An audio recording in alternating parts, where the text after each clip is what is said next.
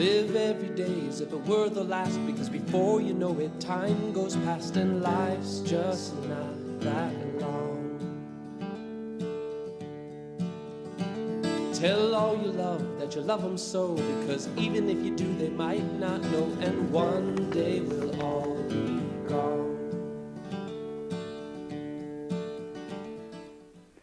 I dedicate today's program to the millions of men and women, including my dear mother, who stayed in miserable marriages until death.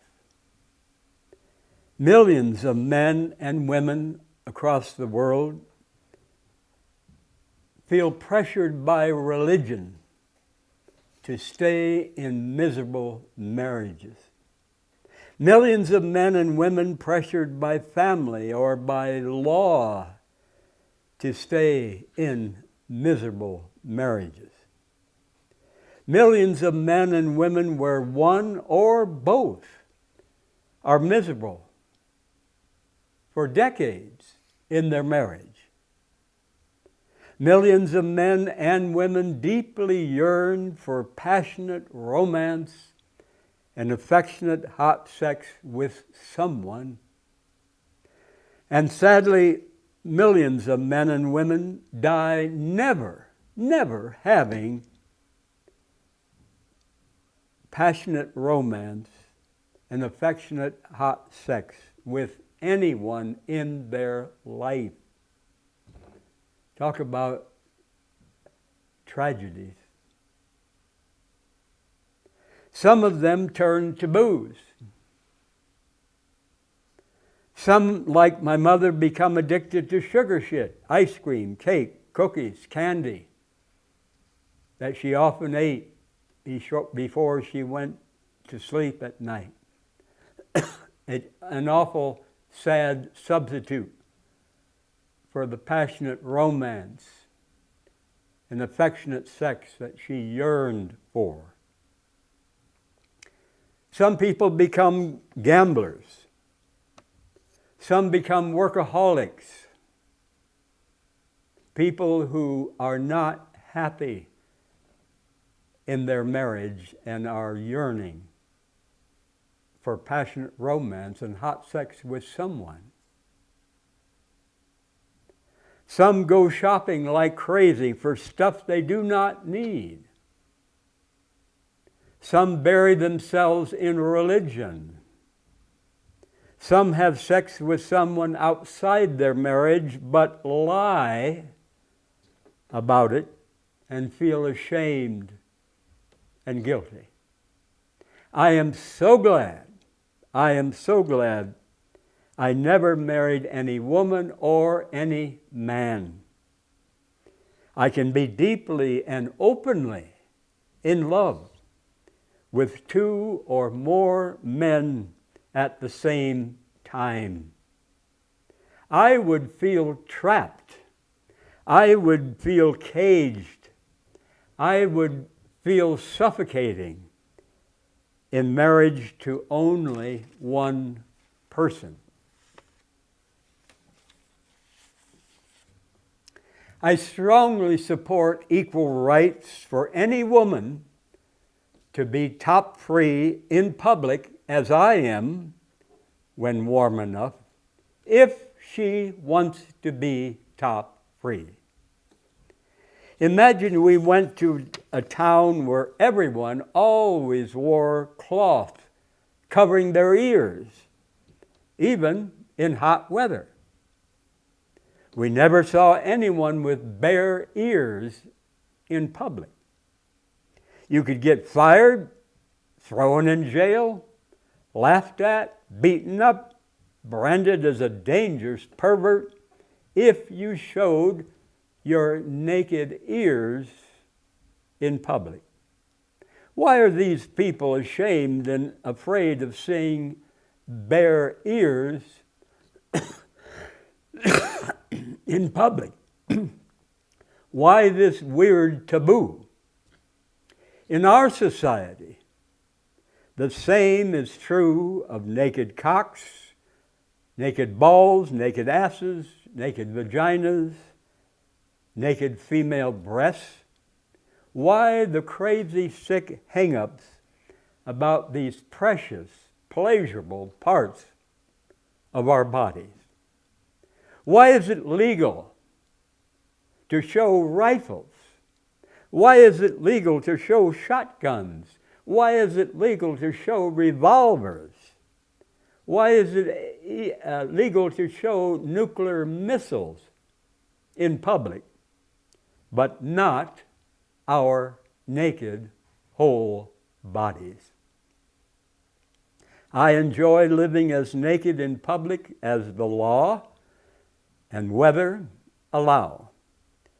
I do not want to be cold. I do not want to risk getting arrested. I do not want to risk getting beaten up if I were totally naked in public. When my mother and father were alive, I was often naked as an adult in their presence. I have photos that my mother took of me naked. Sadly, most religious people suffer from body shame and clothes addiction. Most religious people act as if God created the head, the arms, the hands, but that old devil slapped on the genitals and possibly even the torso and the legs.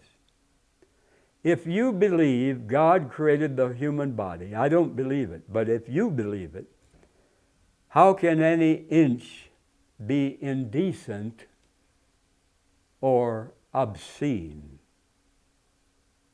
Sadly, most U.S. jobs require covering most of the body, even in the summertime, on hot days. Business suits, uniforms, etc. Most U.S. jobs enforce rigid conformity. Dress like we say or get the hell out. Most U.S. jobs reject body freedom, natural comfort, environmental sanity. The horrendous consequences: massive electricity squandered on air conditioning. I have no air conditioner where I live. I open the windows and the door, if it's really hot, cross ventilation in my one rented room that I love. And I do have a small fan if it's really hot. Massive electricity squandered on air conditioning, worsening the climate crisis. The vast farmland and the poison pesticides to grow more cotton for clothes we don't need in hot weather. The petrochemicals for synthetic fabrics, the grueling sweatshop labor, the tons of deodorant, billions of dollars wasted. Is this progress? For thousands of years, many native peoples across the world had the good sense to put clothes on when cold and to take off most or all clothes when warm enough. I soak up sunshine most days naked or mostly naked all year around. I soak up sunshine to be healthy. And so I eat only healthy plant foods. Now, if you eat what most people in this country eat, stay out of the sun because you're playing with fire. The sun is a strong energy, and if we do not have healthy plant foods to fortify our bodies to deal with that strong energy of the sun, we may suffer. I eat no sugar shit, no meat, no dairy, no junk food, no booze, no McDonald's crap, and never burn. If you're not used to it, start with a few minutes and gradually increase. I soak up sunshine for my body to be dark naturally. I do not want to be in prison in hot, sweaty clothes when I'm warm enough to be naked or mostly naked. I have less clothes to wash by living naked or mostly naked when I'm warm enough. Many men and many women like to see lean, healthy, male and female bodies mostly naked. And to you moms and dads and grandparents, aunts, uncles, when a kid is in trouble, close your mouth and open your arms. When a kid is in trouble, close your mouth and open your arms. We are as sick as our secrets. I aim to live open and honest. I hate lies. I hate bullshit in government. I hate lies. I hate bullshit in religion. I hate lies and bullshit in families. And I want my friends to feel free always to tell anything they want about me, if it is true. No lies, no exaggerations, if it is true. I want them to feel free to tell anyone anything about me, if it is true, and if it is not to someone who wants to do me wrong. So that omits some people, but tell it only to people that you think aren't going to attack me or bring me down somehow. Watch the powerful movie Till, T-I-L-L. And the DVD is in the city library, about the brutal torture and the murder of black 14-year-old Emmett Till from Chicago when he visited relatives in the state of Mississippi in 1955. So 70 years ago. The two white men who brutally tortured and murdered Emmett Till were found not guilty by an all-white jury there in Mississippi. But years later, these two white men confessed to Emmett Till's murder. In an interview for The Look magazine, would you believe they were paid $4,000 for that interview in The Look magazine? The two white men who brutally tortured and murdered the black 14-year-old Emmett Till. Emmett Till's mother in Chicago made sure that her beloved son's body was in an open casket to show the world the evil of white racism. And our library system has 30 copies of that DVD, Till, T-I-L-L. I highly recommend it. A new biography of Martin Luther King Jr. is entitled King, a Life.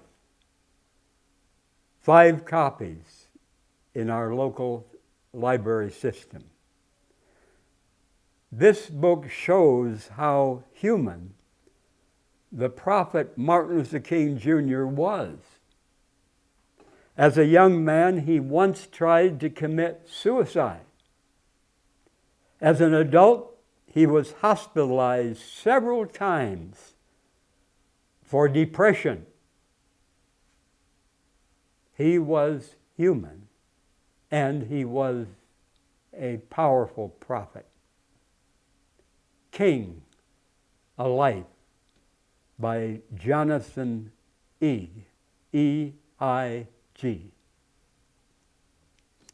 When we're suffering in a crisis in our lives, we need to find other people who have faced and coped with that same kind of crisis, because they'll understand and they may empathize deeply. Many cops never beat up or shoot anyone, but many of those cops have seen some other cops wrongly beat up or shoot someone, but the cops that have never beaten up or shot anyone often do not tell us what they have seen other cops do. Why? Because sadly they fear not getting promoted, or they fear getting moved to a lower job in the police force. Sadly, they fear being shunned or ostracized by other cops. Sadly, they fear not being backed up by other cops in a crisis. These fears shut many cops up, even if they've never beaten up or shot anyone. Their fear of revenge, if they dare to speak the truth about what they've seen other cops do. If I have promised to visit or to meet up with someone, I need to be there. Or call the person if I'm not coming for some reason. How do I feel if someone who promises does not show up and does not call me? I love to cry. I love to cry when I'm deeply moved by a song, a movie, a memory. Crying from love and sorrow heals us, both men and women. I treasure my tears of love and sorrow. Listen to Democracy Now! On KUNM 89.9 FM radio, 4 to 5 p.m., Monday through Friday. Much better news reporting than most other radio and TV stations. Democracy Now! Is on 1,500 radio and TV stations and on the internet. I must make sure the man I have sex with wants to have sex with me. Just not telling me no is not good enough. No. He needs to say and to mean, yes, he wants sex with me. No matter how many times he and I have had sex in the past, that does not mean he wants to now. I must never have sex with anyone on booze or street drugs. Why? Because he cannot give consent If the man decides during our sex he wants to stop for any reason, I need to stop, even if I'm close to coming.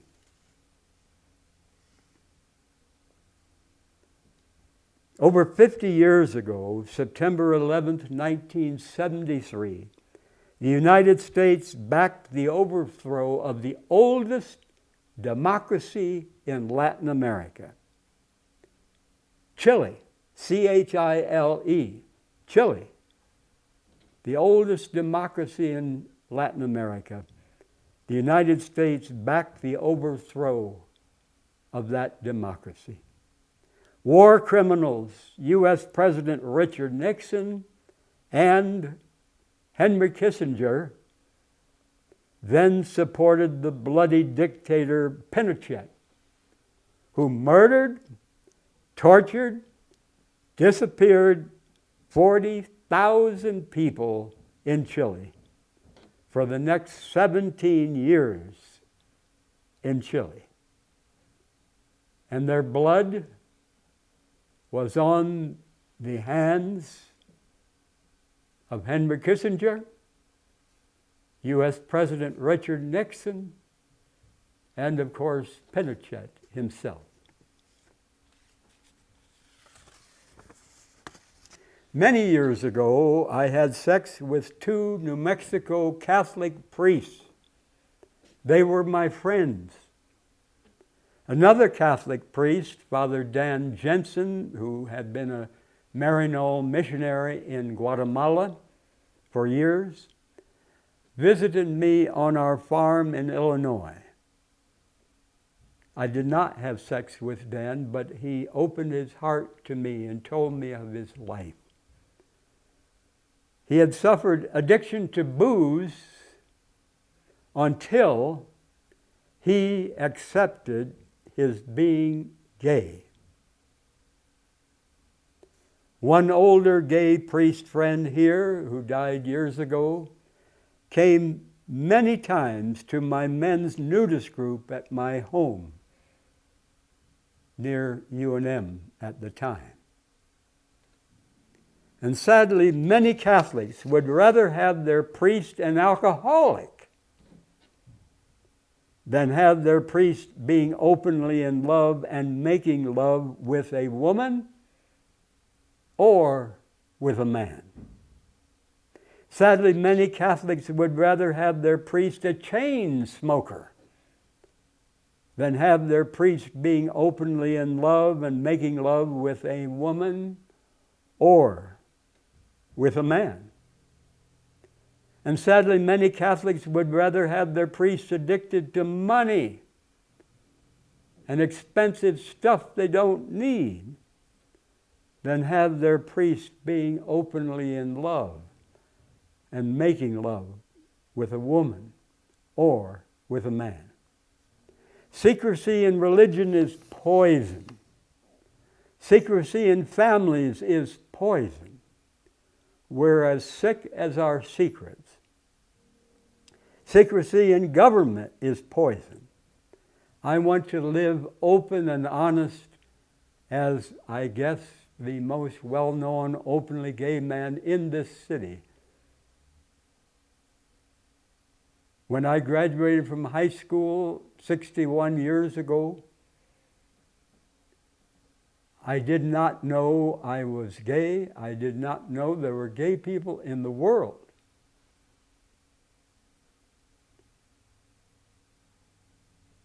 Michelangelo, the great artist, centuries ago made a huge painting on the Vatican Sistine Chapel in Rome. Well, Michelangelo was in love with one or more men. Michelangelo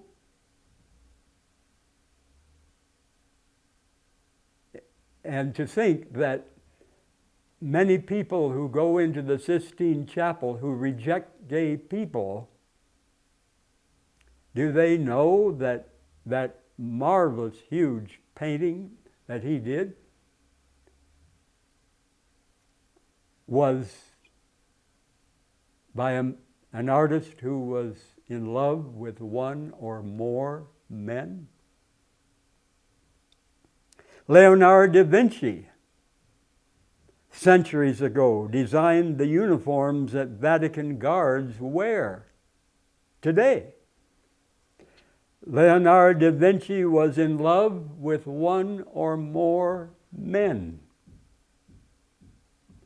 And thousands of gay Catholic priests feel ashamed, feel guilty about their romantic attraction to men, especially if they secretly have sex with men. And how crazy, how sad that Catholic priests make a solemn vow never to make love with anyone. How crazy, how sad that Catholic priests make a solemn promise never to give and receive wonderful sexual pleasure with anyone. Being sincerely religious is never a good substitute for being in love and making love with one or more persons.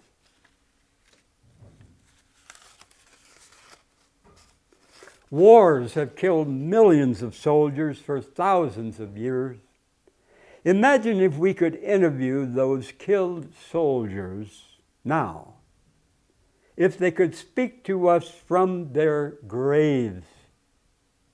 How many of them would not have become soldiers if they had known they would be killed in war? Never again to make love with the woman or the man they were in love with. Never again to see their small children and to see them grow up. How many of those killed soldiers in war would not have become soldiers if they had known the complete reasons, the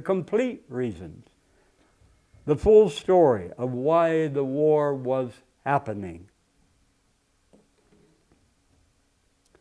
In times of war, all tribes, all governments lie to their people. In World War II, U.S. soldiers were dying and killing, but the U.S.-based ITT Corporation had designed and had built the Nazi phone and radio systems and had supplied parts for German bombs. And under a U.S. presidential order, U.S. companies were licensed to trade with the Nazis. The Ford Motor Company had U.S. government permission to make Nazi tanks. General Motors, DuPont, did business with Hitler. U.S. companies made big money doing business with Hitler. Standard Oil of New Jersey, Davis Oil Company, Chase National Bank did business with Hitler. Talk about traitors and treason. President Roosevelt did not stop them. Why? Because Roosevelt feared a scandal causing another stock market crash. He feared lower U.S. morale and support for the war. And the same U.S. companies also made big money from supplying the U.S. government in that war, World War II. And some of these companies threatened to stop supplying the U.S. government if Roosevelt told the ugly truth to the people of this country. Henry Ford was a good friend of Hitler's. Hitler kept Ford's picture in his office. Did you learn that in school? I didn't, at least not most of that. Oh no. Too much truth. U.S. soldiers were drafted to kill and to be killed, while some U.S. corporations became filthy rich off the slaughter, supplying both sides, the U.S. and the Nazis. Treason, murderous hypocrisy, while U.S. soldiers suffered hell and caused hell in war. All governments lie in times of war. I damn the United States and Israel's mass murder of possibly up to 200,000 Palestinian men, women, kids in Gaza. And many thousands more, tens of thousands more, who were injured, made homeless, amputated arms, amputated legs, severe burns, on the edge of starvation. A young boy, a Palestinian boy whose both hands were destroyed by U.S. and Israel war on the people of Gaza. He asked his dad, "When I get big, will I grow hands?"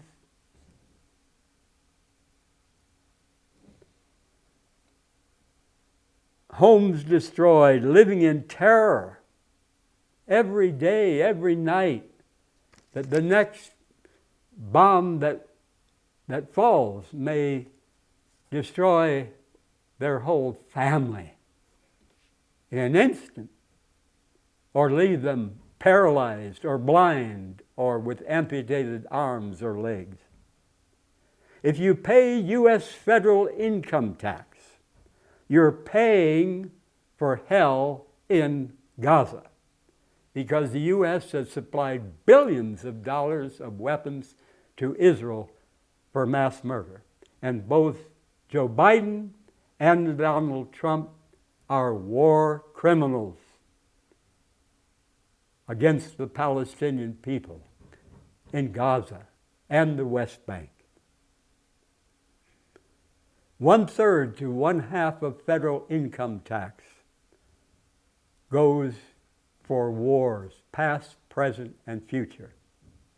I have paid not one damn bloody penny of U.S. federal income tax for 46 years. I live on less than the federal income taxable level. And I've called our 2 U.S. senators and our U.S. representatives from New Mexico many times, urging them to oppose the U.S. and Israel's atrocities in Gaza.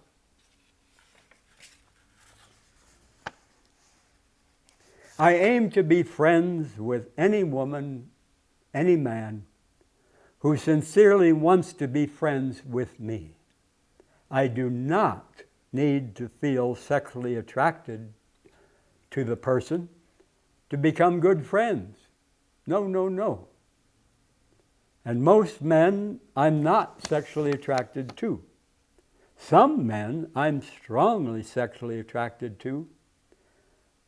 Many of those men I am sexually attracted to are not sexually attracted to me. And if they are, they don't show it, and I don't know it. Many young men and women having sex with each other, young men and women, fear a pregnancy that they don't want. And many men having sex with men suffer shame and guilt. Many women having sex with women sadly suffer shame and guilt. Parents, do your children, whatever their age, if they're 10 or if they're 45, know they can express their suffering and their anger to you, and you will not stop loving them. You will not stop hugging them warmly unless they do not want your hugs. And the worst cruelty of parents towards sons and daughters is to make them fear you may stop loving them if they express to you their anger and their suffering. Your children need to know you want them to be completely open, completely honest with you about everything, and you will still love them. Years ago, a young man here in Albuquerque told me he would kill in war.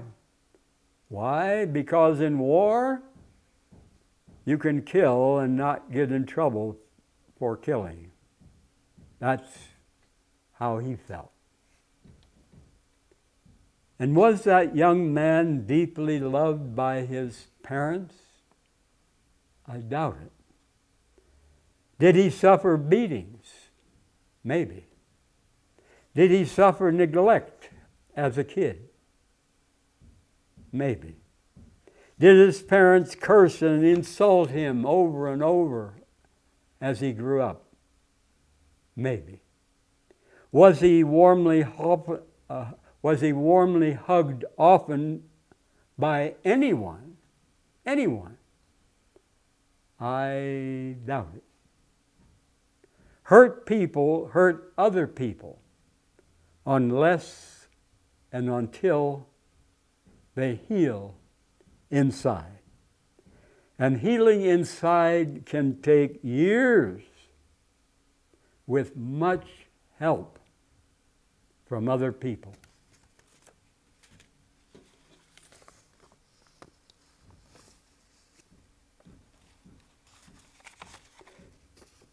Many reasons I do not drink booze, not one damn drop.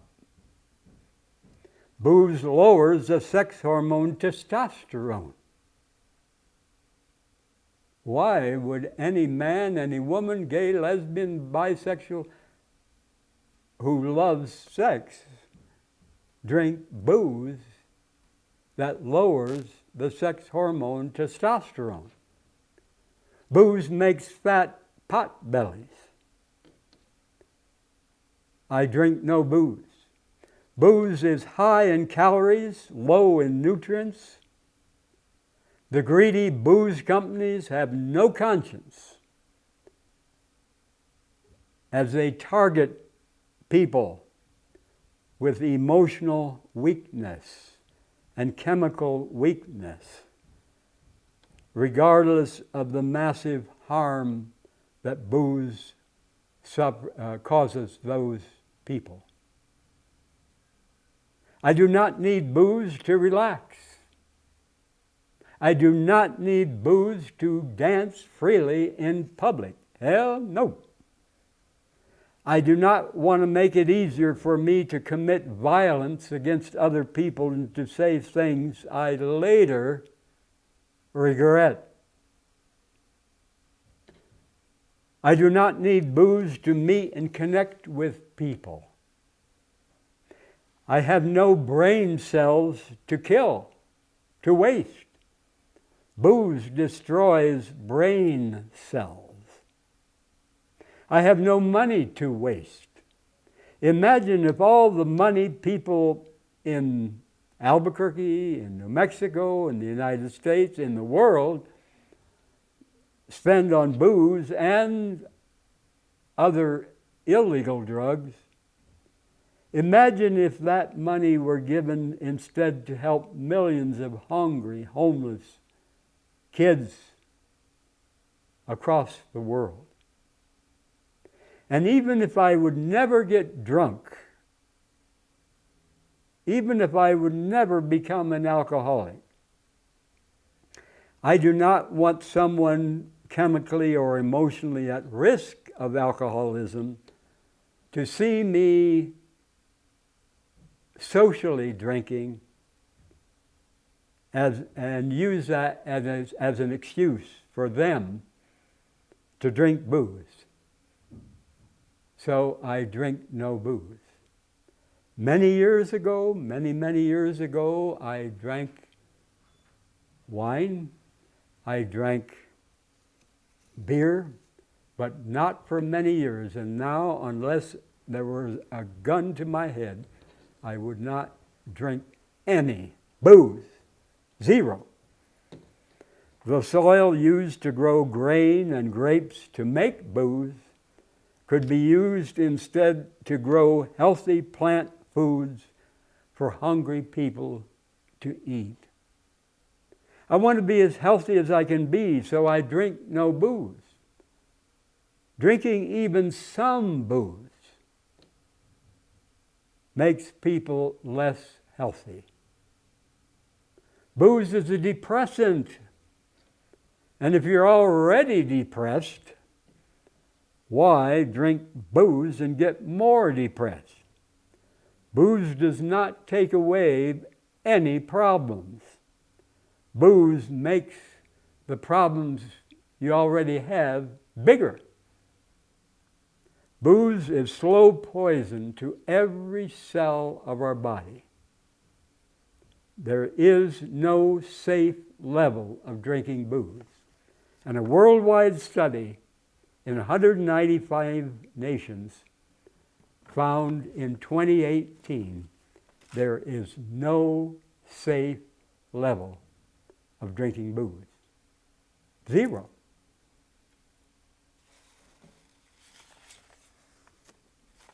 After the Gulf War, a large Albuquerque church held a rally celebrating U.S. victory in Iraq. And I went to that rally, not in support, of course not, but to protest what they were saying. I held my sign strongly opposing war. And a man there, I guess from that church, told me, "Blessed is he who takes your little ones and dashes them against the rocks." And that is an awful, actual verse from the Psalms in the Bible. Some Christians believe the Bible is the perfect Word of God. Some Muslims believe the Quran is the perfect Word of God. Some Muslims use verses from the Quran to justify their atrocities.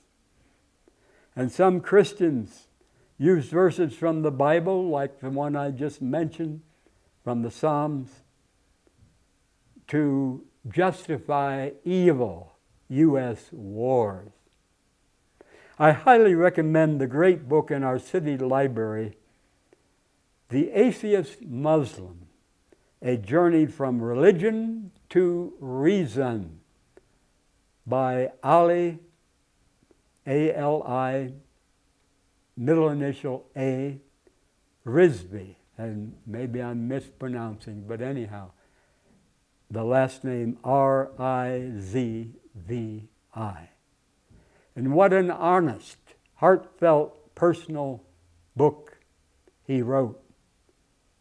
The Atheist Muslim, A Journey from Religion to Reason. And sadly, both the Bible and the Quran contain many terrible, bloody verses advocating war, violence, and other evil in God's name.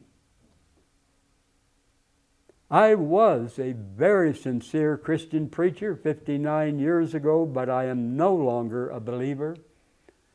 As far as I know, I'm the most well-known atheist who was a very sincere Christian preacher over 50 years ago, 59 years ago, in this city.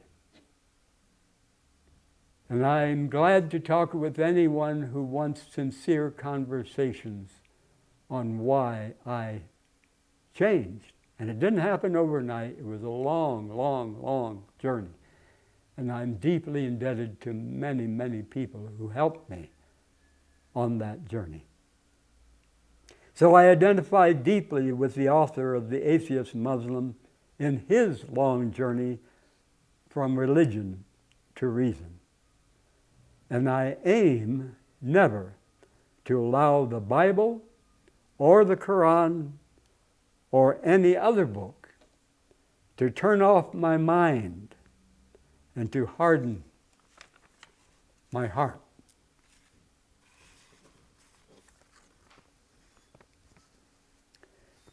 After my mother died, I'm glad my dad did not reject me.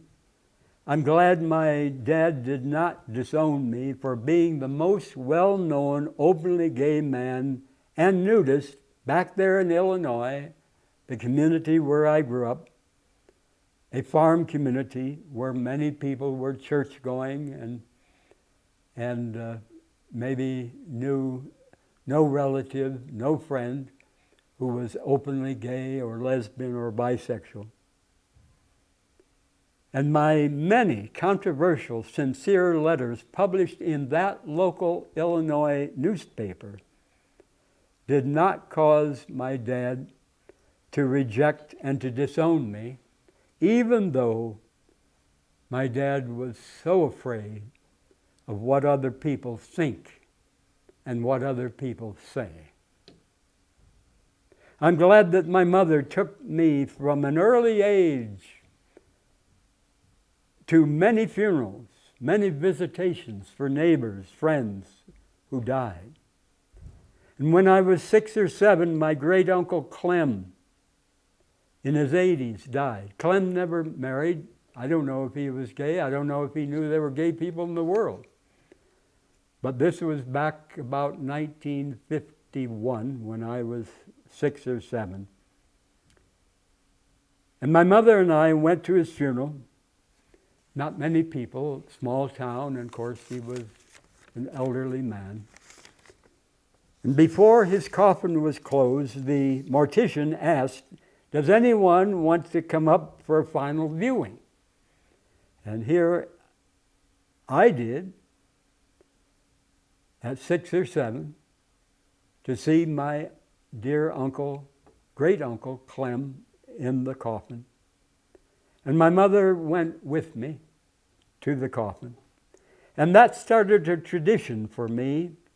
When my mother died in 1982, I was the last person before her coffin was closed. I kissed her. And when my beloved Don died at 25 in a car crash in 1989, I was the last person before his coffin was closed. And I kissed him. And when my dad died in 1994, I was the last person, and I kissed him before his coffin was closed. And I love that old song, "Save the Last Dance for Me." Dance with whomever you please all evening long, but save the last dance for me. I'm so glad my mother did not shield me from death and funerals. We all die sooner or later, like it or not. And I've gone to dozens of funerals.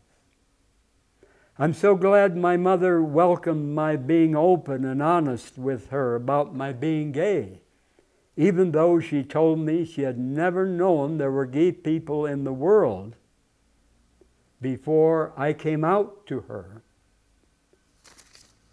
when I was 31 in 1976, just days after I first had sex with a man, the first male in my life, when I was 31. A few years later, my mother told me she would like to be a mouse in the corner to watch me have sex with a man. I certainly wish that had happened, but sadly, it never did. And I'm so glad I could be open with my mother about my sex with men. And I realize most gay, lesbian, bisexual, straight people cannot imagine their mother saying she wished she could be a mouse in the corner, meaning to watch them have sex. But her saying that has liberated me tremendously. And so if there's a single man that I'm attracted to and he's attracted to me, and if he's healthy, I have no shame and no guilt whatsoever about having sex with him. I'm glad my mother treasured truth. My mother hated all lies. My mother hated all bullshit. If I had lied to her about anything, she would have been terribly upset. And why do many sons, many daughters, even as adults, hide their feelings, hide their actions from their parents? And many people hide the truth and cover up with lies or changing the subject. If when they were kids, they feared punishment and loss of love from their parents and other adults, if they told the truth.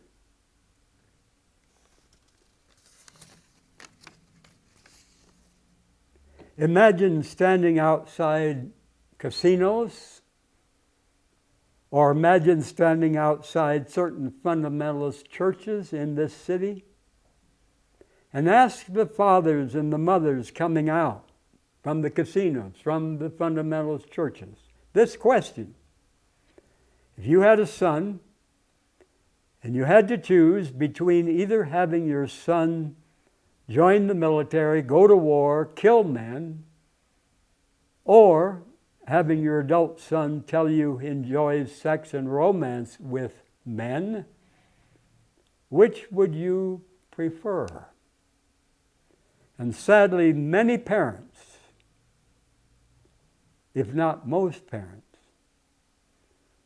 would prefer their son going to war and killing men if they knew their son would come home alive and not injured, murdering men, women, and kids instead of being in love and making love with men.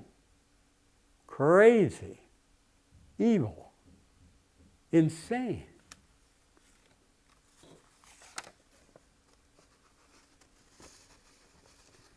The more sugar shit you eat, ice cream, cake, cookies, candy, sodas,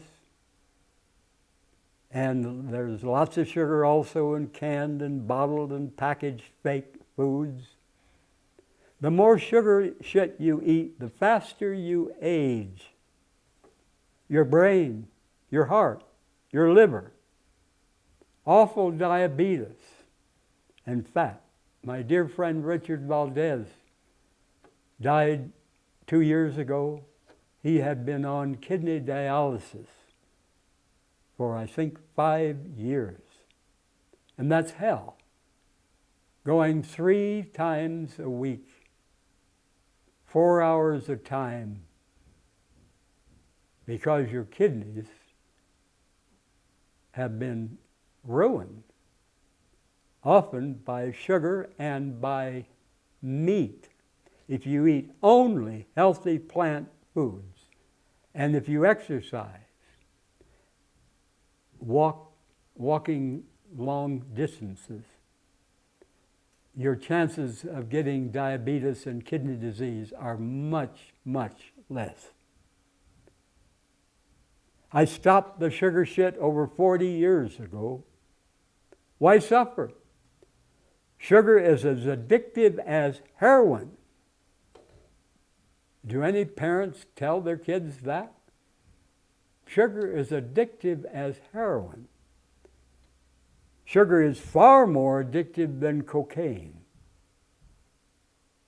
My sweets are lots of whole, fresh fruit, especially apples. And the apples that are too hard for me to chew because I have no teeth, I blend along with many other ingredients in my smoothies. I eat the whole fruit, not fruit juice. We need the fiber for good shitting.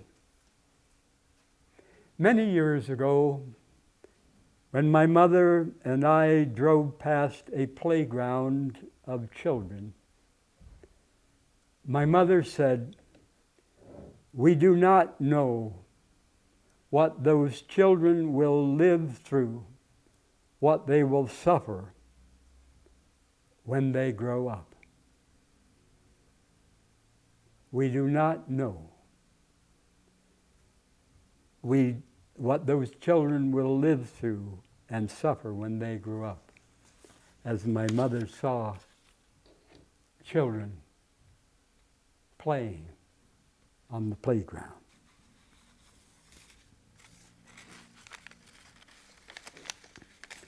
An estimated $1 million or more in lifetime costs per person connected to smoking cigarettes. The cost of cigarettes and the huge medical bills for treating the lung cancer, the heart disease, and many other awful conditions caused by smoking cigarettes. An estimated $1 million. And of all 50 states, sadly, New Mexico has the highest rate of deaths connected to damn booze. Booze kills far more people percentage-wise in New Mexico than in any other state, twice the national average. Drunk driving and many illnesses caused and made worse by booze. I drink no booze, and I urge all community leaders, all musicians, all athletes to pledge publicly to drink no booze the rest of their lives, and I smoke no cigarettes. I thank Mark, Eddie, Travis, Jonah for helping me with this program. And I thank you for watching, and I invite you to stop me anytime you see me in public if you want to talk. I love personal questions. To your health, my fresh piss. Tell all you love that you love them so, because even if you do, they might not know, and one day we'll all be gone. Taste the wind, don't let it blow on by. Sing songs of love, let the music get you high, and when it's said and done, you'll know the sun will shine on. And when it's said and done, you'll know the sun will shine on. And when it's said and done, you'll know the sun will shine